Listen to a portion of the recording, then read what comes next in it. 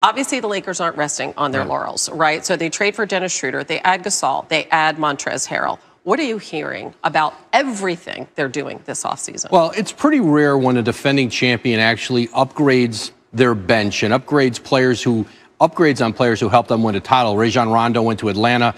Dwight Howard goes to Philly. So they bring in Dennis Schroeder in a trade, a Sixth Man of the Year candidate.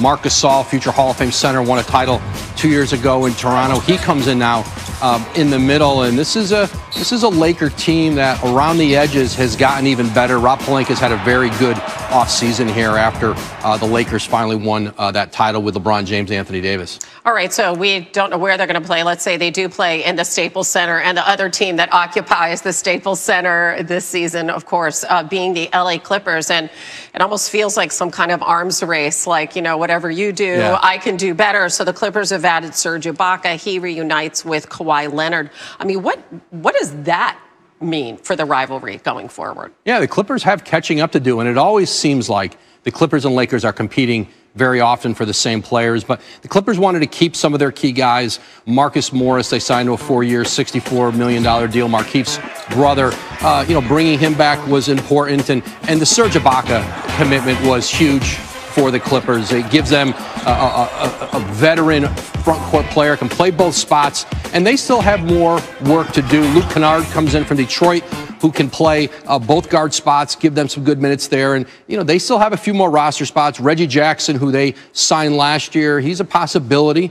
He might be able to return to that Clipper bench. But, with Ty Lue, this is a different team now, and this is a different head coach and a little different way of looking at things. But the Clippers know they've got a gap to close with the Lakers. Really quickly, do you have a sense of how involved Ty Lue is with these personnel decisions, how front and center he is with what's happening there? Yeah, it's a pretty collaborative place there. Lawrence Frank, Mike Winger, their front office, they spend a lot of time talking with Ty Lue about how pieces fit and how they want to play. And I know that's a conversation they have every day. It's just so fascinating to have these two teams in the same building. Clippers still trying to battle for the soul of LA, and the schedule comes out December 1st, so we'll see when they play head-to-head. All right. Thanks, Hannah. Thanks for all your hard work, Woj. We appreciate it. NBA Donovan Mitchell and the Jazz agreed to a 5-year max extension worth to up $195 million. Wrap your brain around that one. He's coming off a postseason where he averaged over 36 per. Jason Tatum, also 5-year max with Boston, also worth up to $195 million. First-time All-Star in 2020. And the Lakers agreed to a deal with Marc Gasol, the defending champs, really reworking that front court. They also traded JaVale McGee to the Cavs to clear up some space for the Gasol signing.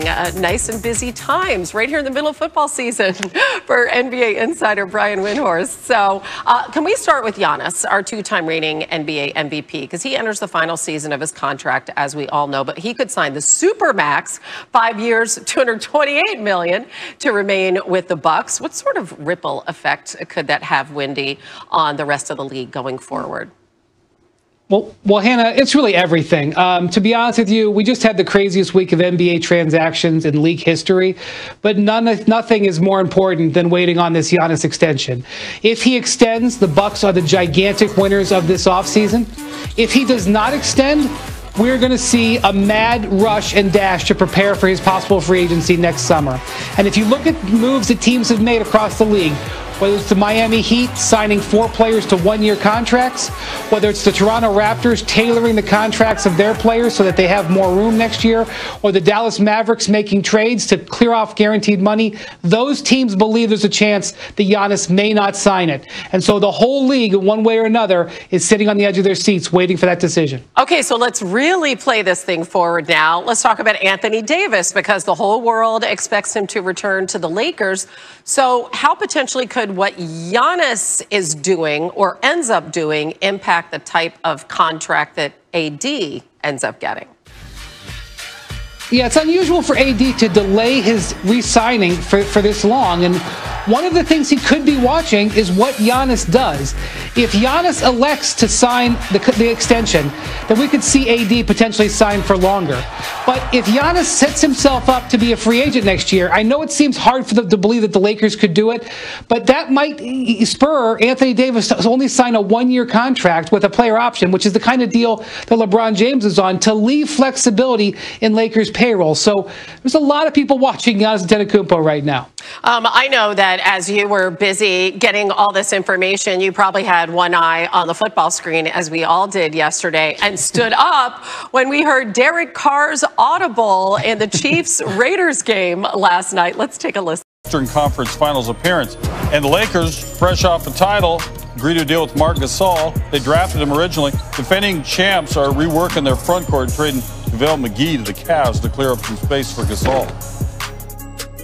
All right, it's not official until Woj says so. Actually, sometimes Woj says so, then it becomes official. But in any case, we're going with these stories we just told you about. Mitchell and Tatum, the extensions. Why do these deals make sense for the players and their teams? Two foundational cornerstone players for both franchises. The kind of players that you build around, that guys want to play with, that represent, your organization. Those were no-brainers. Both 5 years with the opportunity to make nearly $200 million for both Donovan Mitchell and Jason Tatum. All right, Lakers win the title and say, let's get a new guy in the 5 spot. Why was that move made? Well, a great opportunity there. Once Dwight Howard left for Philadelphia, they bring in not only Montrezl Harrell, but now Marc Gasol, a much more skilled, future Hall of Fame player, who can do so many things on the court, offensively, defensively, rebound. And, I think for Marc Gasol, a chance. Remember, this is the organization that drafted him. He was traded for his brother Pau before he ever played an NBA game. Now Pau's out living in Southern California. He'll be near his brother and have a chance now to win another NBA title. He won one with the Raptors. Woj using just one of his many phones. Thanks for joining us. Yet another NBA championship. The Lakers have already pretty much renovated that entire roster. They picked up the top 2 bench scorers in the NBA, and Dennis Schroeder and Montrezl Harrell. Also improved their three-point shooting by adding Wesley Matthews to a team that ranked 21st in three-point percentage last season, and re-signing KCP to a new 3-year deal. Yeah, that should help in that area also. All right, to dig a little deeper into NBA free agency, we've got our front office insider Bobby Marks with us, and give Rob Pelinka and that front office in LA a lot of credit for what they've done for the team that's about to be defending a championship. But considering what they've done, what else can they do? Yeah, rarely do we see a team flip their roster over, right? Of course, they still have LeBron James and Anthony Davis, but Wes Matthews, Montrezl Harrell, and Kentavious Caldwell-Pope, of course, is back. Dennis Schroeder, they've added. Now, this is what they have left to do. They've got 4 roster spots. They only have the veteran minimum exception that's worth about $2.6 million. But here's the challenge. They are hard capped, so you need to fit those spots under that number, $6.5 million. The challenge becomes and here's a player that's being linked to them, is a player like Marc Gasol. To get Marc Gasol, it's got to be on the veteran minimum exception, unless you can try to work out a sign and trade, possibly for someone like JaVale McGee. The hard part is he only makes $4 million, so you've got to make the money work. But so far, this team has really reshaped itself. Best team in the West right now. Yeah, it'd be interesting if Gasol wants to go west and try to win a second NBA championship. All right, so let's talk about some of the another team, Bobby, that maybe he's not getting the attention it deserves based on what they've done with their roster. Yeah, that's the Portland Trail Blazers. That's a team that was just fighting to get into the playoffs last year, sneaks into the 8th seed. I've got them as a number 2 team in the Western Conference right now. Yes, they get an A+ for the offseason. I know we don't give trophies for the offseason. No, we do not. But they're getting it from me. And I think when we look at their roster, here's what they've been able to do. They've added Robert Covington from the Rockets. They've re-signed Rodney Hood. Of course, Damian Lillard, C.J. McCollum, and Yusuf Nurkic is back. But this is what I really like. Carmelo back for another year. Derek Jones from the Heat. Zach Collins returns. Enes Kanter. Harry Giles. And this is what I call them. I called it the $40 million club, right? Kanter and Covington in trades, free agents, Hood, Anthony Jones, and of course, Harry Giles. And where I see them,